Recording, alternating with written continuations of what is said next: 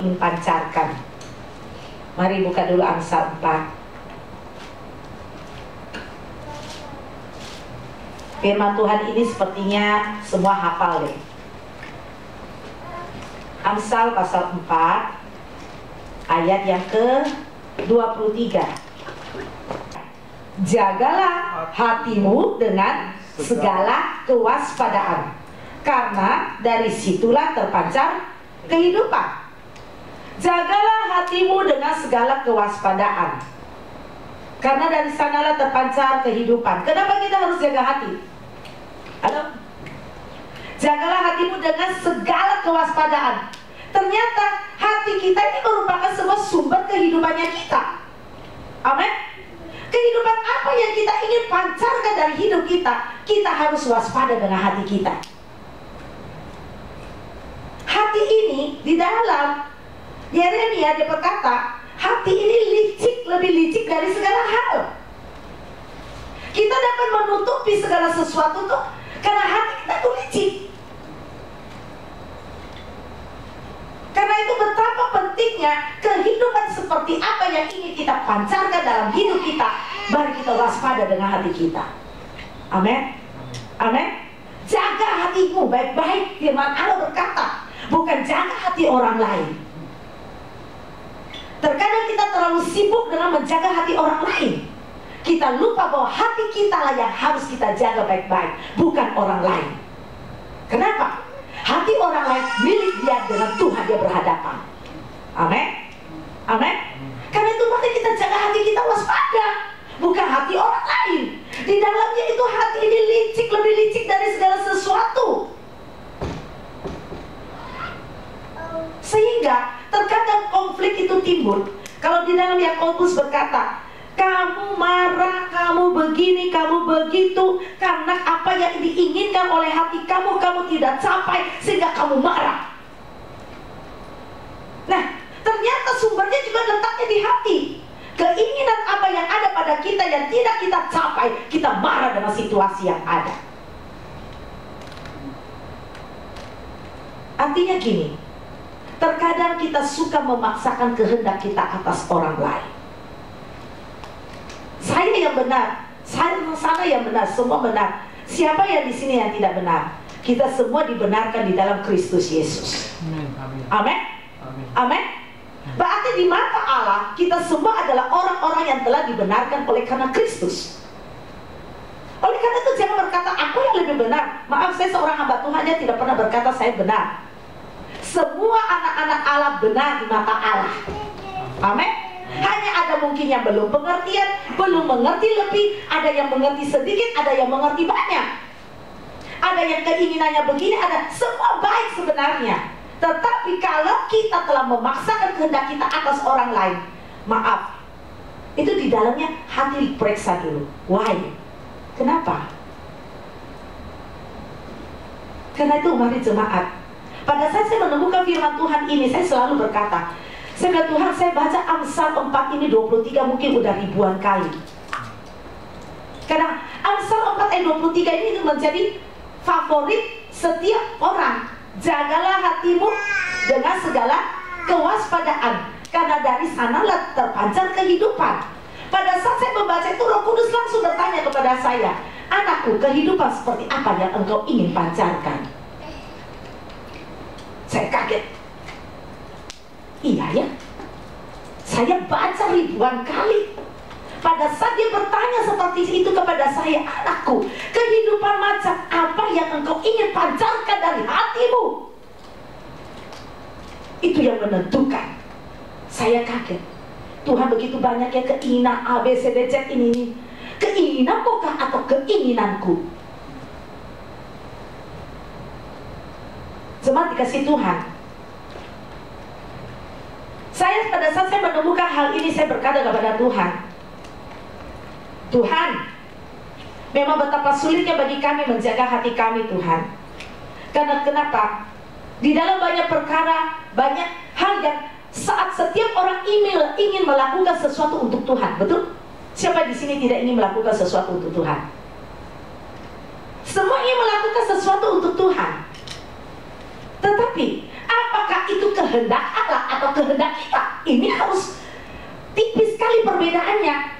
Terkadang itu kehendak kita, bukan kehendak Allah. Oleh karena itu, biarlah masing-masing kalau memperoleh visi dari Tuhan, masing-masing mengerjakannya dengan ketulusan hatinya, dengan tidak menggerutu.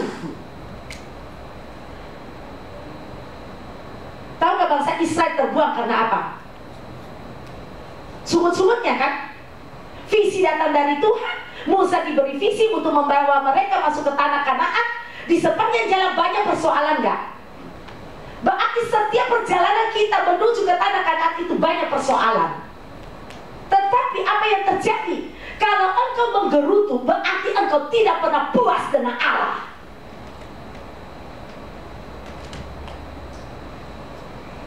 Berarti gini, kalau ada masalah, nggak ada air, bangsa Israel itu tidak ada air, berarti ada tantangan nggak? Ada tantangan, mengeluh. Berarti mereka tidak puas cara Allah membawa mereka keluar dari tanah Mesir. Halo? Kita keluar dan kita berjalan di dalam setiap kehidupan kita. Tidak ada orang yang tidak ada tantangannya di dalam kehidupannya. Semua orang punya tantangan. Nah, tantangan itu saat kita hadapi, kalau hati kita jaga dengan benar, kita tahu bahwa kita mempunyai Allah yang menentukan segala perkara. Bukan keinginan kita lagi. Kita menaklukkan keinginan kita di atas dari apa yang Allah telah tentukan bagi kita. Amin. Bukan seperti yang. Jadi ini jaga hati memang sulit. Jaga hati ini sulit. Karena kenapa? Maunya begini, maunya begini. Kalau saya ngomong itu kita tuh kayak Doraemon, tahu nggak? Aku ingin begini, aku ingin begitu. Ini itu banyak sekali. Terus kita kan bukan magic kayak Doraemon. Kalau Doraemon ingin ini itu dia keluarin magicnya. Dia mengeluarkan magicnya untuk mewujudkannya. Dengarkan baik-baik. Kalau bukan datangnya dari Allah, Anda akan mengeluarkannya juga dari sebuah paksaan seperti suatu magic. Hati-hati. Karena itu semua dikasih Tuhan. Saat Tuhan memberikan saya ini, saya kaget setengah mati. Saya bilang, benar ya Tuhan ya. Ternyata satu ayat saja, jagalah hatimu dengan penuh segala kewaspadaan, karena dari sanalah terbit kehidupan. Ternyata kehidupan apa kita, diri kita pribadi lepas pribadi yang ingin pancarkan, itu Anda yang menentukan. Dan hati ini licik. Dikatakan firman Tuhan berkata, hati ini licik, lebih licik dari segala sesuatunya. Dikatakan hati kita itu licik lagi, lebih licik lagi daripada segala sesuatunya. Ya. Dan dikatakan kita selalu berkata, Tuhan, aku rindu untuk memuliakan Engkau. Aku rindu untuk menyenangkan Engkau. Aku rindu untuk melakukan yang terbaik kepada Engkau. Bagaimana Engkau bisa melakukan hal yang terbaik kalau hatimu tidak kudus dan suci? Halo? Ya? Firman Tuhan mengajarkan kita apa? Kejarlah apa? Kejarlah keinginan atau kejarlah kekudusan? Kekudusan. Nah? Kekudusan atau keinginan? Coba Ibrani. Ibrani 12. Coba.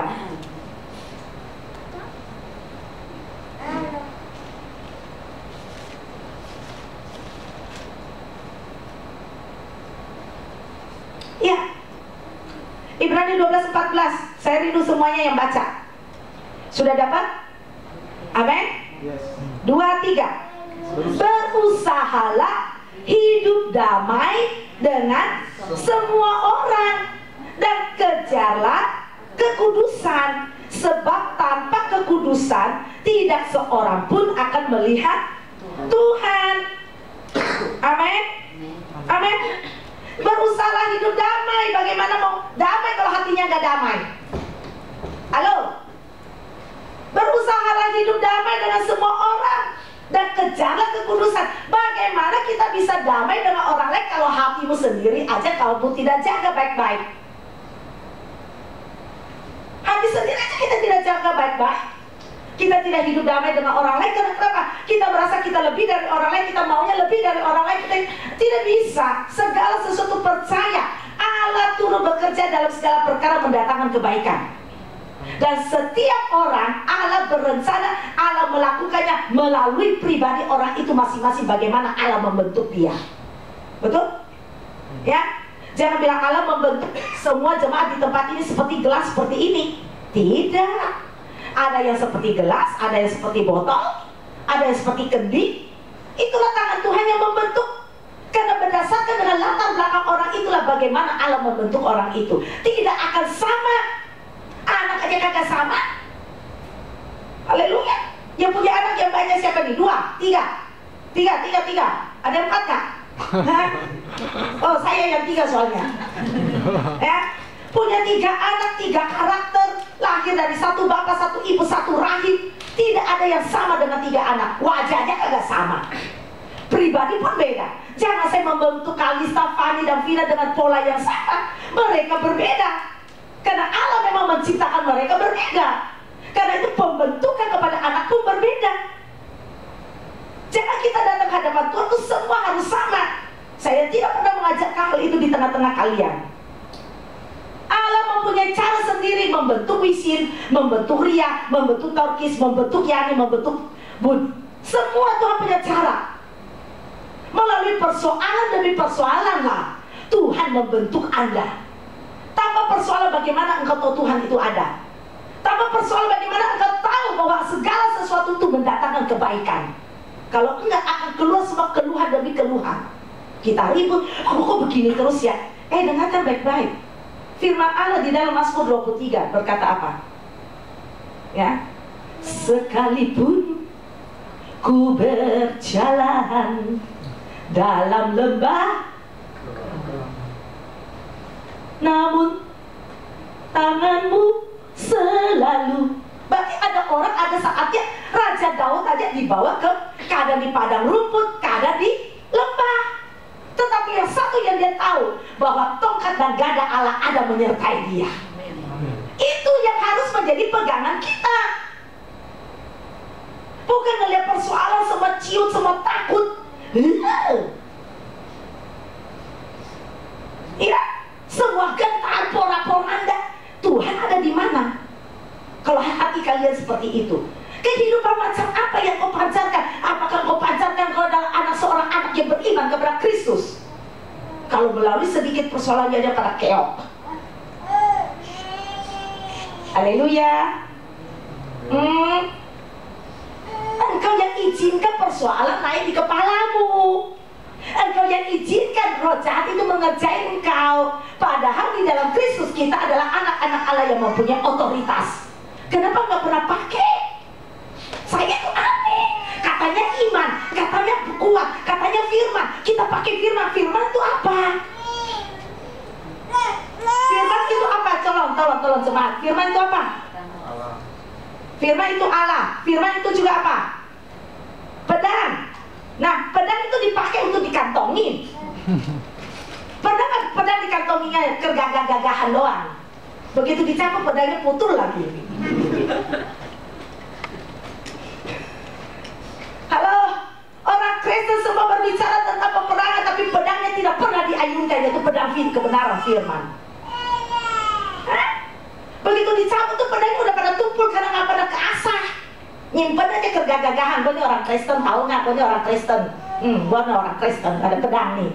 Itu pedang, tapi nggak pernah dicabut pedang. Ngomong sesama orang Kristen pakai firman. Sesama orang Kristen bukan pakai firman, pakai cinta dan kasih. Halo, sesama manusia kita pakai kasih. Kepada roh jahat kita mengeluarkan firman Tuhan. Landasan kita berjalan itu firman. Haleluya. Bukan, makanya kok jadi lagi ini. Makanya bagus juga nih hari digital. Ya, karena itu dengarkan baik-baik. Banyak orang yang ingin hidup memuliakan Tuhan. Betul? Siapa di sini tidak mau memuliakan Tuhan? Halo, siapa di sini tidak mau memuliakan Tuhan? Semua mau nggak memuliakan Tuhan? Mau. Kalau mau memuliakan Tuhan, tunduklah kepada Allah, jalan di dalam firman, jangan jalan di dalam keinginan. Ya, soalnya kenapa hati itu greedy, tahu nggak? Ya, hati kita penuh dengan greedy, tahu nggak? Tamak. Ya, tahu artinya tamak? Rakus. Namanya rakus bukan hanya makanan. Keinginan itu di dalam menginginkan A, B, C, D, itu juga disebut greedy. Tahu nggak? Haleluya. Dan itu disebutnya apa? Coba buka Galatia 5. Haleluya, enak benar bawa firman. Roh Kudus, thank you so much. Ya. Ayo Galatia 5 19 mulai. Coba 18 dulu deh. 18, 19 sampai dengan ayat 21. 2, 3.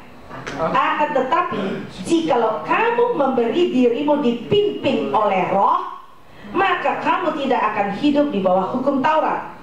Perbuatan daging telah nyata, yaitu percabulan, kecemaran, hawa nafsu, penyembahan berhala, sihir, perseteruan, perselisihan, iri hati, amarah, kepentingan diri sendiri, percideraan, roh pemecah, kedengkian, kemabukan, pesta pora dan sebagainya. Terhadap semua ini kuperingatkan kamu seperti yang telah kubuat dahulu, bahwa barang siapa melakukan hal-hal demikian, ia tidak akan mendapat bagian dalam kerajaan surga. Halo, kita mulai dari apa? Percabulan. Ya, cabul ini saya tidak akan urai di sini. Karena kepencabulan itu bisa melalui pemikiran, bisa melalui perbuatan. Kecemaran, kita mencemarkan diri kita, ya. Hawa nafsu, yang saya akan singgung ini adalah hawa nafsu. Hawa nafsu itu orang berbicara mungkin sesuatu yang berbau seks, bukan. Hawa nafsu adalah sesuatu yang ditimbulkan oleh karena keinginan di dalam dagingmu, ingin keluar, ingin menguasai orang lain, itu juga hawa nafsu. Ingin orang lain yang mendengarkan kamu sakit, itu juga hawa nafsu. Ya, itu perbuatan daging. Ya, ingin selalu yang the best, apa itu daging yang the best itu karena ingin dilihat orang, aku yang terbaik gitu loh. Hawa nafsu itu hati-hati sekali ya. Hawa nafsu itu amarah juga ada di dalamnya, ya. Terus dikatakan penyembahan berhala. Nah, penyembahan berhala dalam hal ini bukan hanya patung yang kita sembah, itu namanya penyembahan berhala. Keserakahan pun sama dengan penyembahan berhala.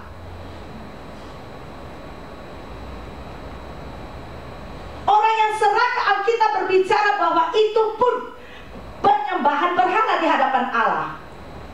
Serakah. Ya, hati-hati dalam keserakahan ini. Jadi saya jarang membahas firman seperti ini di tengah-tengah kalian, tapi kayaknya udah waktunya memang saya berbicara hal ini. Ya, keserakahan bukan hanya serakah saya ingin 3, saya ingin 2, ada kue gue pengen 3, itu malah karena lapar. Ya, tapi keserakahan bisa ingin menguasai orang lain, itu juga serakah. Serakah, ini gue mau teman-temanan gue banyak deh, jadi supaya gue baik sama orang. Kadang-kadang kita masuk ke dalam kepura-puraan karena keserakahan ini. Hati-hati sekali, serakah itu penyembahan berhala di hadapan Allah. Serakah ini orang lain lebih sayang dengan kita. Kenapa kita tidak bisa menjadi diri kita apa adanya gitu loh? Bagaimana Allah membentuk kita, ya inilah dismi gitu loh. Dan jangan rubah orang gitu, capek kan? Hanya Allah yang bisa merubah orang. Jangan pernah kita berbicara kita kayak Tuhan yang bisa rubah orang lain. Firman Tuhan yang ditaburkan itu akan membentuk orang itu. Amin. Karena itu jangan kita seperti gua ngesok jangan, gua aja pendeta kagak pernah bisa rubah wisin. Halo. Tetapi saya percaya Tuhan akan merubah dia. Setiap saat saya naikkan pujian penyembahan kepada Allah, kalau saya terbeban dengan wisin, saya akan berdoa untuk dia. Amin. Amin. Bukan, sih, lu tuh begini ya, lu tuh begini ya, lu tuh begitu ya. Emangnya Tuhan gak ajar dia? Cuma lu bisa. Jangan jadi Tuhan bagi orang lain dalam hidup Anda ya. Hati-hati ya. Ya, terlalu sering kan kita begitu? Itu hati yang penuh keserakahan, tahu? Ya, bukan hanya duit, bukan hanya jabatan, bukan hanya posisi, bukan hanya pandangan. Kita serahkan dengan banyak perkara. Kita lihat orang lain punya tas satu, oh gua besok juga beli deh. Udah punya 100, masih beli lagi 100 biji. Pakai kagak? Kesia-siaan. Ya. Oleh karena itu saya betapa, iya itu uangmu terserah lu mau pakai kemana, kayak itu terserah. Karena saat ini saya berbicara adalah tentang hatimu. Ya, oleh karena itu dikatakan, ya, setelah penyembahan berhala, sihir, ya, menyihir orang dengan sebuah dogma, dengan sebuah perkara, perseteruan, ribut melulu, terus masuk ke perselisihan. Begitu masuk ke perselisihan, selisih pendapat, gua lebih benar, lu lebih benar, gua lebih benar, lu lebih benar. Lama-lama gereja pecah. Karena kenapa? Di dalamnya akan timbul iri hati, amarah. Baca terus aja. Terus tolong dibaca ayat 20-nya. 23. Penyembahan berhala, sihir, perseteruan, perselisihan, iri hati, amarah, kepentingan diri sendiri. Yang kencangnya dulu baca itu kepentingan diri sendiri. 23. Kepentingan diri sendiri. Rada kurang kenceng. Kepentingan diri sendiri.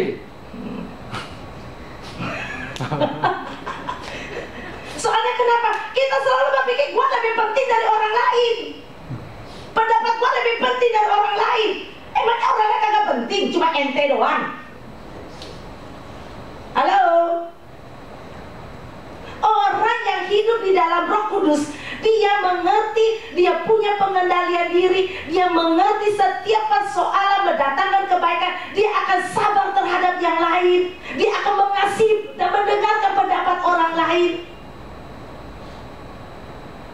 Kalau kagak yang jadinya ribut melulu, tau gak? Gue lebih benar. Iya, aku juga udah bilang gue lebih benar. Ye, bangga lagi. Bangga tapi salah, gitu loh. Makanya kadang-kadang saya juga, kalau saya melihat kehidupan macam apa ya anak-anak Tuhan ingin pancarkan dalam hidupnya, kalau tidak menjaga hati, engkau tidak pernah akan memancarkan kemuliaan Tuhan dalam hidup Anda. Ya, dikatakan percilan roh pemecah. Nah, kalau sudah masuk perselisihan, keserakahan, ribut, akhirnya mulai membangun kubu. Betul? Kubu A, kubu B. Nanti menjadi kuat-kuatan. Ujungnya apa? Roh pemecah masuk kan? Pemecah masuk. Gereja pecah nggak? Rumah tangga pecah nggak? Bisnis pecah nggak? Di ujungnya diawali dari apa? Hati.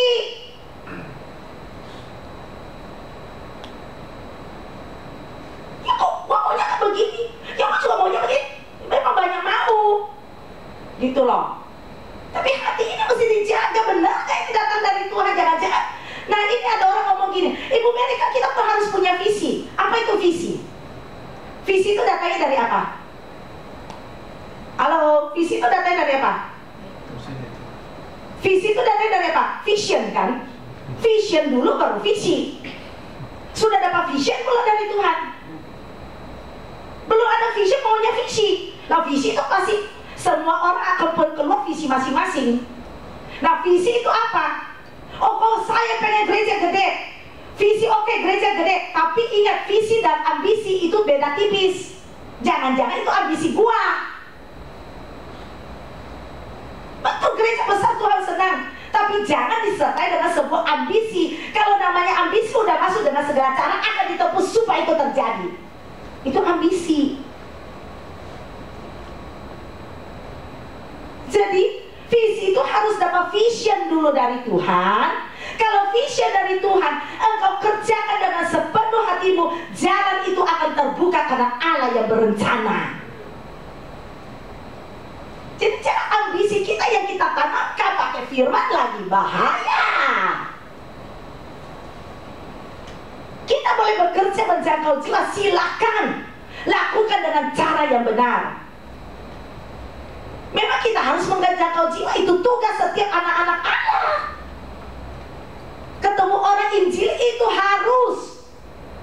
Kenapa? Keselamatan itu harganya mahal. Kasihan orang kalau tidak selamat. Jangan juga kita cuek ya, orang udah setengah mati juga kita diemin. Kagak boleh, itu namanya compassion heart. Punya hati yang berempati dengan orang, punya hati yang mengasihi orang lain. Lihat orang lain susah, kita mau menolong. Halo? Tapi jangan memaksakan kehendak dan pendapat.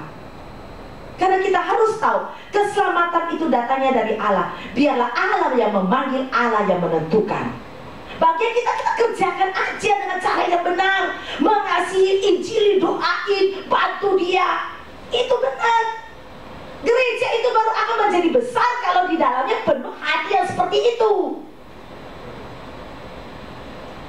Kita seperti orang, tak orang lagi susah, kita bawa dalam doa, kita kasihani dia, kita temani dia pada saat dia susah. Itu baru gereja bisa bertumbuh. Jadi mulailah dari hati kita, mau macam apa sih yang kita mau pancarkan. Jadi jangan sesuatu itu kita pusing, nanti ujungnya tuh rame, tahu nggak? Roh pemecah itu akan masuk menghancurkan kalian. Ya, dikatakan akhirnya apa? Ujungnya apa? Kalau udah perseteruan masuk, pemecah masuk, akan ada apa? Nah, ayat 21 ngomongnya apa? Menjadi orang yang dengki, hatinya akan diisi dengan kedengkian. Mulai deh, dia kan tuh begitu, dia kan tuh begitu, itu karena dengki. Beda pendapatnya fine aja, tapi jangan masukkan ke dalam hati. Kalau Anda tidak ikuti, lama-lama timbul kedengkian. Begitu orang itu ngomong itu, kita langsung bete. Itu karena kenapa? Hati yang sudah dengki. Beda pendapatnya fine, kok kenapa mesti? Saya bingung. Emang beda pendapat mati ya? Emang kalau beda pendapat bisa mati? Terkadang iri hati itu ngeliat orang lain bekerja lebih baik dari kita marah. Ya gua juga bisa. Ya udah, lu memang ada bagian lu, saatnya kamu kerjakan yang terbaik. Saat orang lain kerjakan, izinkan dia kerjakan yang sesuai yang terbaik, gitu loh. Jangan selalu semua orang di tempat ini mampu. Siapa yang tidak mampu? Semua mampu melakukan apapun. Tapi pada saat tugas sesuatu turun atas orang lain, mari kita biarkan dia bekerja dengan kemampuan yang dia miliki. Walaupun nanti babak belur, itu kebagian dia, Tuhan sedang melatih dia. Tapi kita enggak. Ya karena ini untuk semuanya kita udah best. Boleh membantu dengan kerendahan hati. Jangan ngomong, yuk gak bisa, sini dan ambil alih. Itu namanya apa? Itu namanya apa ya? Rasanya kayaknya gue lebih hebat deh dari dia. Ya Pak ya? Boleh membantu, boleh gak gue bantu lu? Kan bisa. Mau nggak bisa nggak gue bantu ini? Oh iya deh, lu bagian ini boleh ya? Iya, dikasih yang kecil ya terima kasih, kan ya lu minta. Kita minta orang lain maunya dikasih kita yang gede, yang dia yang ngerjain yang kecil, ya Pak ya?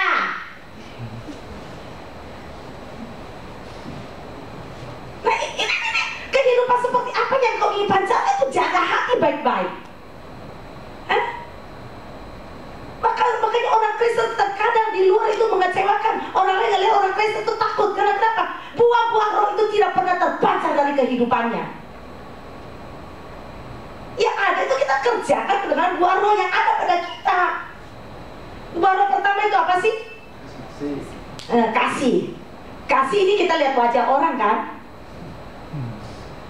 Ayo, orang yang menyenangkan kita gampang ngasih. Orang yang menjengkelkan boro-boro kasih. Itu bukan kasih. Tahu nggak? Itu cuma menyenangkan diri sendiri. Kalau kasih itu tidak pernah pandang wajah orang. Dia mau jelek, dia mau baik, dia mau jahat, dia mau apa, tetap mau kasihi dia. Amin? Jangan cuma dia menyenangkan kita bisa sayang, giliran dia kagak nyenangin kita marah-marah. Itu memang dia begitu. Ya gampang bener gue ngomongnya. Sukacita. Nah, sukacita ini orang Kristen itu harus sukacita. Tapi orang Kristen kebanyakan begitu ada persoalan mukanya juga kayak pepaya. Udah pepaya keriput panjang lagi, monyong pula. Ya enggak? Damai sejahtera. Orang kalau kehilangan damai sejahtera itu marah-marah enggak? Hah? Iya, orang Kristen itu harus punya damai. Jadi persoalan apapun juga ada damai di hati yang memerintah di dalam dia, sehingga tidak mudah marah dengan orang. Ya, terus dikatakan kesabaran. Nah, ini paling demen dah. Aduh. Biasanya sih gue rasa nih banyak orang Kristen gatot di ini namanya kesabaran. Gagal total. Maunya semuanya buru-buru. Ya kan? Ada orang pribadinya cepat, ada orang pribadinya pelan. Kita kebetulan Bu Mary ini adalah orang yang pribadinya serba cepat. Begitulah orang yang pelan, gue bisa sabar nggak? Nah itu ujian buat saya. Tapi saya tetap menerima. Karena kenapa? Dengan sebuah pengertian. Tingkatan orang itu memang baru segitu. Saya harus menanti dia untuk mengerti. Halo?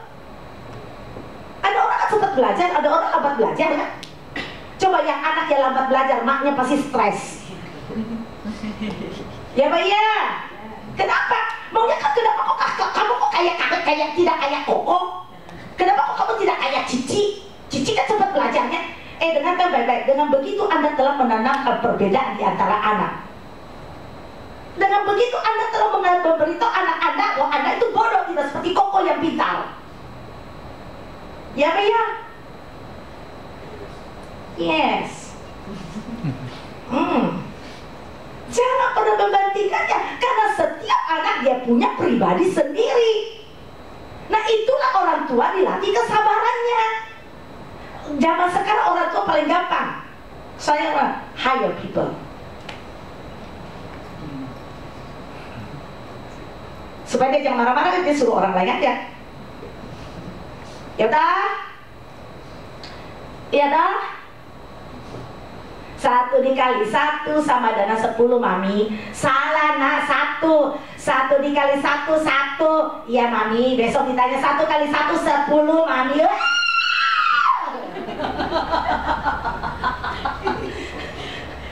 Kenapa sih kamu tidak kayak kukumu, tidak kayak kabangmu, tidak kayak cicimu? Cici itu sebentar sekali udah pintar. Ya, memang dia belat dimati-mati, kamu mau apain?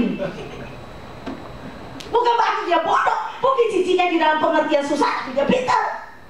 Tidak setiap orang mempunyai kelebihannya. Jangan kita terus cecer kekurangannya. Bingung, itu disebut kesabaran melihat dan menanti dan mengerti. Ya sekarang nih, dengar firman, ada yang cepat nangkap, ada yang pelan nangkap, ada yang kudu tunggu kejadian demi kejadian baru mengerti. Ya betul ya Pak ya ya. Ya Pak ya. Nah, kita semua orang begitu dengar firman itu langsung super angka 100 kumlaude langsung menangkapnya. Kadang-kadang melalui kejadian, oh pantesan baru kemarin, oh iya. Itu kan dia udah bisa sabar aja. Tuhan aja sabar sama kita sekian puluh tahun. Betul? Membuat kita untuk mengerti satu firman Tuhan sabar kok. Coba kalau Tuhan kagak sabar, mati kali kita. Iya kan? Makanya saya aneh dengan orang ini. Nah, ini buah roh harus terpancar. Kemurahan. Nah ini kemurahan ini susah. Murah hati sama orang yang baik sama kita, gampang nggak? Gampang nggak? Cepat sekali. Apalagi tuh orangnya menyenangkan gitu. Begitu ada susah, ayo buru kita bantuin dia. Tetapi ketemu orang yang Picasso butuh kemurahan. Biarin aja dia itu jalan sendiri ke gereja.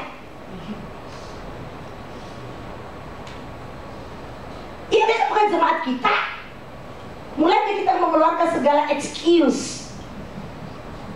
Pada persoalan itu kalau udah datang di depan hidung Anda, itu Tuhan yang bawa ke tangan Anda. Kenapa nggak pernah pikir seperti itu? Saya kalau Ibu Mary ada sesuatu datang di tangan saya, mau kenal nggak peduli, karena dia ada, kan saya tahu Tuhan yang kirim. Selesai, sederhana. Tuhan memberi saya kemurahannya untuk saya salurkan kemurahannya kepada semua orang yang Tuhan datangkan di hadapan saya. Ya Pak ya? Walaupun saya sedang sakit, walaupun saya sedang ada masalah, tetap saya akan mengerjakannya karena saya tahu Allah kirim orang itu untuk Tuhan pulihkan dia. Itu namanya murah hati. Walaupun capek, walaupun banyak persoalan, walaupun banyak apa, tetap Karena kenapa? Orang itu Tuhan telah berikan kepada kita. Itu namanya memberikan kemurahan. Jangan hitung-hitungan. Ada orang udah kasih ngomong, oh kemarin udah kasih dia $100. Ini masa minta lagi? Haleluya, buat gue jadi gadok-gadok kepala. Kebaikan juga sama, ya. Kebaikan gak mudah kita kerjakan bagi orang lain. Nah, terus kesetiaan. Nah, di sini diuji. Setia suami istri, betul? Setia sama pekerjaan yang Tuhan berikan, setia kepada pasangan hidup, setia dalam pelayanan, setia di dalam orang menderita. Biasanya orang kalau lagi menderita sekali dua kali kita suka temani. Lama-lama, ya, orang akan bosan menemani orang dalam susah. Cuma dalam senang, lu lagi kaya, lagi enak, semuanya everything is okay. Banyak teman gak? Ya, dikatakan itu makanya pepatah ngomong ada gula, ada semut. Ya, begitu orang semua baik, begitu gulanya habis, semut pun hilang kan? Ya Pak ya. Nah itu orang dunia, anak Tuhan bukan seperti itu. Anak Tuhan ada satu kesetiaan. Karena itu dengarkan baik-baik. Ibu Mary punya teman itu semua usianya tuh mulai dari saya SD, SMP, SMA sampai detik ini masih berteman dengan saya. Ya, pelayanan dimanapun saya ketemu itu orang sampai hari ini saya tetap menjalin kontak dengan dia. Walaupun dia mau susah, gue gak peduli.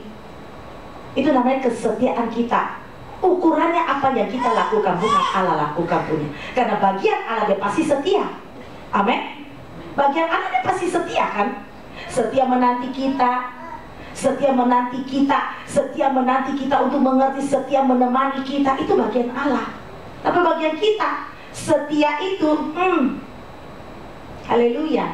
Orang dunia di istri cantik dia setia. Begitu di luar ada yang lebih cantik, setianya pindah. Betul? Banyak. Kesetiaan yang kita lakukan adalah terhadap Tuhan, terhadap pasangan hidup, terhadap teman, terhadap lingkungan, terhadap pelayanan, terhadap apa yang Allah berikan kepada kita. Kita setia tidak melakukannya. Saya 12 tahun Tuhan bawa di dalam pelajaran roh. Sampai detik ini saya setia terus menggali hal itu. Saya tidak pernah tinggalkan. Karena itu anugerah buat saya. Pemain musik, main musik terus. Untuk memuliakan Tuhan melalui puji-pujian, penyembah pujian, silakan. Ya enggak? Itu kesetiaan itu diukur dari hati kita. Amin. Amin. Tapi kadang kita kesetiaan kita lakukan karena orang lain lihat kita. Ya supaya kelihatan kita tetap setia toh. Makanya banyak keluarga pura-pura kan, purce-purce. Tuh kalau pesta suami istri gandengan. Supaya dilihat siapa? Orang lain bisnisnya. Begitu sampai rumah, lu jangan salah aja, gue pergi. Ya Pak ya. Ya Pak ya. Jangan ngomong enggak, karena Ibu Mary banyak melayani yang begituan, jadi tahu. Kalau pergi, halo sayang. Kan semua orang lihat. Indah ya itu keluarga udah kaya, pasangan tetap baik. Enak kan dilihat ya? Di luar. Begitu tidak ada, lu tadi tuh yang mata lu jelalala tanda aja masih, lu dari tadi udah pengen pergi kan? Ya udah pergi aja, gue pulang. Belum juga 5 menit lepas dari pandangan umum, perang. Ya enggak? Itu banyak sekali. Kesetiaan yang terkadang kita lakukan juga pura-pura. Makanya ukurannya kembali apa? Adalah hati. Ente yang tahu you punya hati sendiri mau apa, ya Pak ya. Maka itu jaga baik-baik ini hati supaya kehidupan seperti apa yang kau ingin pancarkan bisa keluar untuk kemuliaan bagi Tuhan. Makanya dengarkan baik-baik, saya kalau bawa firman ini saya suka senyum sendiri. Ya enggak? Nah, kelemah lembutan, haleluya. Nah, gue demen di kelemah lembut. Lemah lembut apa lelembut? Ayat orang Sunda di dia. Ya. Lemah lembut dan lelembut itu kelihatannya sama tapi beda artinya lagi sama bumi. Kelemah lembutan bukan gemulai. Kelemah lembutan bukan bahasa yang shalom. Kalau begitu orang Makassar, orang Batak pasti gagal. Karena orang Makassar shalom, horas gitu kan. Ya nggak, orang Jawa shalom. Nah itu bukan lemah lembut, tahu nggak? Itu karena dialek dan pribadi dan wilayah itu membentuk dia menjadi bahasanya lembut. Tetapi kelemah lembutan di dalam sini adalah hati Anda yang lembut, mau dibentuk, mau taat, mau ikut apa yang Tuhan mau. Itu disebut kelemah lembutan. Ya, jangan lelembut, nyaut lelembut. Ya ini nanti lelembut. Saiton, setan itu disebutnya lelembut bahasa Sunda. Ya, karena itu baik-baik. Kelemah lembutan adalah hati kita yang mudah dibentuk oleh Allah. Kita dengar firman, kita mendengar, kita merubah diri, itu disebut lemah lembut. Makanya orang baca firman, Yesus berkata, belajarlah daripadaku karena aku lemah lembut. Emang Yesus jalannya gini? Halo? Yesus bisa marah nggak? Bisa bikin campur nggak perandakan bait Allah? Berarti Yesus bukan lemah lembut dong. Lemah lembut adalah hatinya lemah lembut. Ya, hati itu benar, hati itu taat, hati itu limpah dengan syukur di hadapan Allah, hati yang mau dibentuk, hati yang Tuhan Yesus rendah hati dan lemah lembut, rendah hatinya mau apapun yang Allah lakukan di atas hidupnya, dia iya. Lemah lembut, dia dengan lemah lembut menuntun orang lain, memberi contoh, memberi teladan. Ya. Kalau kita jangan-jangan, gue suka ngomong lemah lembut apa lembut ya jadi lemak tah. Ada ya?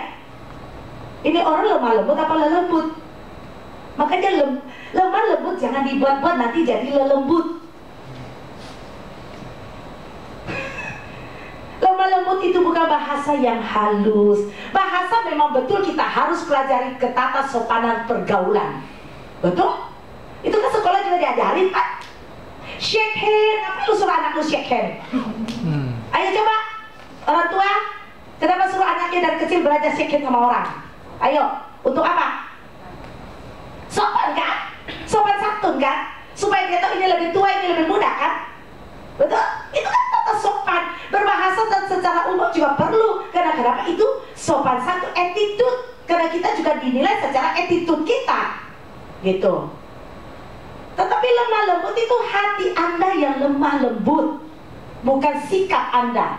Hati yang lemah lembut Anda taat, otomatis akan lahir dari sebuah sikap yang baik. Karena pacarnya ada di dalam sini toh. Dari hati nggak? Siapa yang nggak punya hati? Punya hati nggak sih? Oh punya. Nah, dikatakan apa yang terakhir apa? Keluar terus apa? Penguasaan diri. Hai orang Kristen, yang paling sulit ini apa ya? Hah? Pengendalian diri kan? Di setiap situasi kita harus mengendalikan diri kita. Walaupun kita tahu belum saatnya kita bicara, kita pun harus mengendalikan diri. Apa salahnya sih? Walaupun saya seorang pengajar, walaupun saya seorang pengkhotbah, walaupun saya pada saat seseorang berbicara, saya akan mendengarkan dia berbicara karena belum waktunya saya berbicara. Halo? Apalagi udah dengar dia salah ngomong, gregetan nggak di dalam nih? Gregetan nggak? Gregetan pengen ngomong, tahu? Cuma karena penguasaan diri harus ada. Kita mengendalikan diri kita supaya kita apa? Kita tidak menjadi batu sandungan, tetapi kita melakukan yang terbaik untuk hormat dan kemuliaan bagi Allah. Iya toh? Jadi dengarkan baik-baik. Sebab dikasih Tuhan, saya tuh suka dengan Yusuf, tahu nggak? Ya, saya senang dengan Yusuf. Karena kenapa? Saya mau kita baca dulu di Kejadian 50. Saya akan bahas 10 menit aja. Ya. Kejadian 50 ini tentang sebuah bagaimana menjaga hati, bagaimana bersikap, bagaimana ini. Ini hati-hati semua itu ada dicontoh di dalam Yusuf punya ini. Kejadian 50 ayat 15 sampai dengan 21.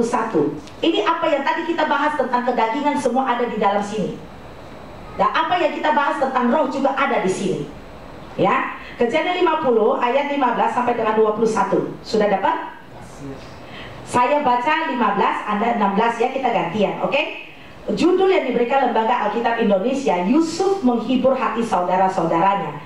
Ketika saudara-saudara Yusuf melihat bahwa ayah mereka telah mati, berkatalah mereka, boleh jadi Yusuf akan mendendam kita dan membalaskan sepenuhnya kepada kita segala kejahatan yang telah kita lakukan kepadanya.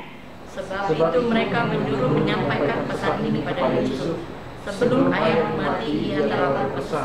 Beginilah harus kamu katakan kepada Yusuf, ampunilah kiranya kesalahan saudara-saudaramu dan dosa mereka, sebab mereka telah berbuat jahat kepadamu. Maka sekarang ampunilah kiranya kesalahan yang dibuat hamba-hamba Allah ayahmu.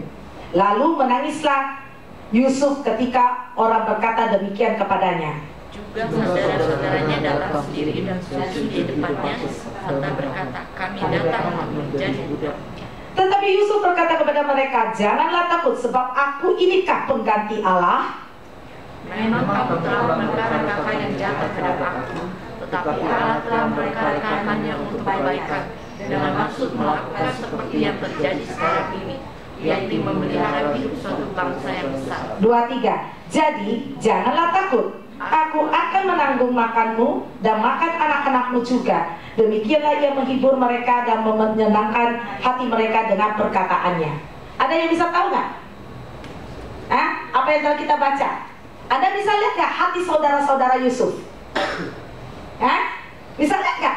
Karena dia pernah berbuat jahat kan? Hatinya lipat dengan jahat. Timbul ketakutan nggak? Timbul ketakutan melakukan dosa lagi nggak? Bohong kan? Betul? Itu hati yang penuh kedagingan kan? Mengarang sesuatu supaya kenapa? Supaya Yusuf tidak marah akibat karena dulu dia pernah jahati Yusuf, menjual Yusuf, kasih masuk sumur, akhirnya menjual, bahkan Yusuf hidup menderita. Betul? Tetapi karena hati mereka itu tidak penuh dengan kebenaran daripada Tuhan, hati mereka ketakutan karena akibat daripada perbuatan mereka. Karena di dalamnya, bagaimana Yusuf bisa sampai terjual? Karena kedengkian, betul? Karena iri hati, betul? Karena tahu bahwa bapaknya terlalu sayang kepada Yusuf kan? Jadi timbul nggak iri hati? Timbul nggak kedengkian? Timbul nggak amarah? Semua dia lakukan kepada Yusuf. Dan semua kedagingan itu setelah sampai, mereka pun sudah sampai ke Mesir, di mana Yusuf telah memelihara hidup mereka. Mereka pun tetap belum bertobat. Kenapa? Mereka datang kepada Yusuf dengan sebuah karangan. Betul? Itu cermin hati orang yang hidup di dalam hati yang belum benar. Mereka datang kasih karangan Yusuf. Ya karena kamu sekarang, mereka hidup ketakutan gak dengan Yusuf kalau papanya udah meninggal? Takut. Yusuf adalah orang nomor 2 setelah Firaun yang menentukan segala perkara di Mesir. Sementara kakaknya adalah orang yang pernah menjual dia, kasih masuk ke dalam sumur, memisahkan Yusuf daripada keluarganya, membuang dia keluar daripada lingkungan keluarganya. Akhirnya dia menjadi budak di Potifar, bahkan masuk ke dalam penjara. Betul? Sebagai seorang yang Yusuf, kalau dia tidak hidup takut akan Allah, dia akan mendendam tidak kepada saudaranya. Dendam tidak? Ada nggak tidak di dalam pikiran saudara-saudaranya bahwa Yusuf akan mendendam kepada dia? Ada. Karena kenapa? Dia melakukan kedagingan, makanya timbullah pikiran kedagingan yang ada di otak mereka terhadap diri Yusuf. Ngerti jemaat? Apa yang timbul dari dalam hatimu, keluar di pikiranmu, itulah hatimu. Saudara-saudaranya ketakutan kepada Yusuf, membalas kedendam karena hati mereka belum benar. Mereka ketakutan. Mereka takut kalau Yusuf membalas dendam, karena kalau mereka yang menjadi Yusuf, pasti dia akan membalas dendam. Karena itu hati mereka. Tetapi apa kata Yusuf? Ya, sangkamu aku ini? Ayo tolong dibaca ayatnya ke 19. Janganlah takut, Sebab aku ini pengganti Allah. Tuh, you lihat. Yusuf berkata, jangan takut, sebab aku ini kan pengganti Allah. Berarti Yusuf punya hati lipat dengan kasih. Dia tahu bukan bagian dia menghakimi, dia tahu dia bukan bagian dia mengampuni, karena dia tahu pengampunan itu datangnya dari Allah. Pengganti Allahmu, walaupun kedudukannya bisa menentukan kehidupan saudara-saudaranya, tetapi dia tahu dirinya, dia penuh rendah hati, penuh kelemah lembutan. Dia tahu dirinya bukan pengganti Allah bagi saudara-saudaranya, tetapi saudara-saudaranya telah menjadikan Yusuf seperti pengganti Allah. Ya Pak ya. Makanya kalau orang hati nggak benar, lihat orang banyak duit, sepertinya orang itu udah jadi Tuhan bagi dia.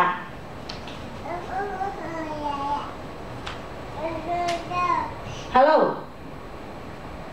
Ya Pak ya. Jangan karena uang, jangan karena jabatan orang itu telah menjadi Tuhan atas hidupmu. Hati Anda perlu dibenarkan. Kehidupan seperti apa yang kau ingin pancarkan, engkau harus jaga baik-baik. Hari ini saya tahu saya berbicara terlalu banyak untuk kalian. Ya. Dikatakan Yusuf berbicara tentang sang kamu, janganlah takut sebab aku ini kan pengganti Allah. Memang kamu telah mereka-reka yang jahat terhadap aku, tetapi Allah telah mereka-rekanya untuk kebaikan dengan maksud melakukan sesuatu yang terjadi sekarang ini, yakni pemeliharaan hidup suatu bangsa yang besar. Pandangan Yusuf bukan kepada saudaranya, pandangan Yusuf bukan kepada persoalan, pandangan Yusuf bukan kepada apa yang telah saudaranya lakukan kepada dia. Kalau kita, cara pandang kita selalu apa yang orang lain lakukan terhadap kita, ya Pak ya? Orang lain bikin ini sama gua, yang ini sama gua. Pandangan mata kita tuh selalu melihat apa orang lain lakukan terhadap diri kita. Pandangan mata Yusuf bukan seperti itu. Pandangan mata Yusuf, dia berkata, kamu mereka-reka yang jahat terhadap aku. Pandangan Yusuf melihatnya kepada Allah. Dia berkata, Allah mereka-rekanya dari apa yang kalian lakukan itu jahat, tetapi Allah telah merubahnya menjadi pemeliharaan suatu bangsa yang besar. Hati kata gini, hati kalau kita jaga hati kita baik-baik, kita tidak peduli orang lain lakukan apapun terhadap kita.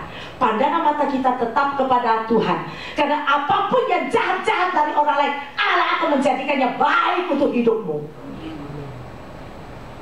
Karena itu jangan mudah sakit hati. Yusuf di dalam konteks ini tidak ada sakit hatinya terhadap saudara-saudaranya. Karena kenapa? Hatinya benar, dia mengerti ini adalah rencana Allah. Walaupun melalui penderitaan, walaupun melalui penganiayaan, tapi dia tahu inilah rencana Allah. Dengan itulah Yusuf dibentuk. Di antara kita semua juga ada cara Tuhan, mungkin melalui perkataan orang lain, perbuatan orang lain, apapun datangnya dari orang lain. Jangan melihat kepada mereka, pandang matamu harus kepada Allah. Hati ini limpah dengan syukur, karena hati kita terjaga hanya memandang kepada Allah. Karena kita tahu apapun juga Allah dapat mereka-rekanya menjadi kebaikan. Amin. Karena itu mari, konteksnya itu jangan melihat apa yang orang lain lakukan. Jaga hati kita baik-baik, supaya kita tetap memancarkan kemuliaan kebenaran Allah dalam hidup kita. Jangan mudah down, orang baru ngomong, ih itu kok begini. Mulai besok gua gak ngerjain apa-apa deh. Habis benar-benar habis. Kehidupan kekristenan bukan seperti itu. Kehidupan kekristenan, tantangan itu menjadi sebuah batu loncatan untuk engkau naik ke level lebih tinggi. Karena itu mari rendah hati menerima semua perkara. Jaga hati kita baik-baik. Kehidupan apa yang kau ingin pancarkan, engkau yang tentukan, bukan Allah yang tentukan. Karena firman ditaburkan, firman diberi, engkau yang mengambil keputusan apa yang engkau jalani.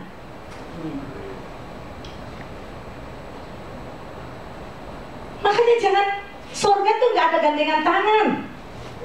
Surga pribadi lepas pribadi yang masuk. Tuhan berbicara, dua orang berdiri di padang gurun, padang apapun, satu naik satu ketinggalan, satu diranjang, satu naik satu tinggal. Berarti ke surga neraka gak ada gandengan tangan. Berarti ke surga adalah urusan hatimu sendiri, bukan orang lain. Bahkan pasangan hidup pun tidak bisa menentukannya. Maka jaga hatimu baik-baik. Jaga hati baik-baik. Waspada.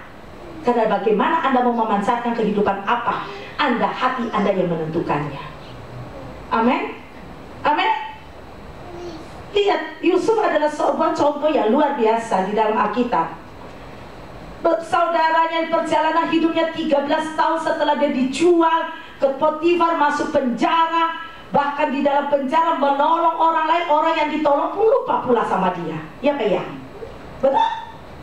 Terkadang kan kita juga berasa, oh itu orang udah tolong dia kok lupa. Ya. Dan satu perkara yang ajaib tahu nggak? Kita pun kembali belajar dari Yusuf. Buah Roh Kudus itu harus ada pada kita.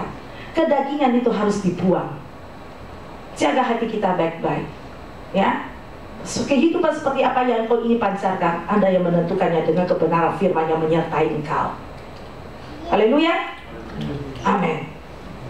Mari pujian. Soalnya jam selesai.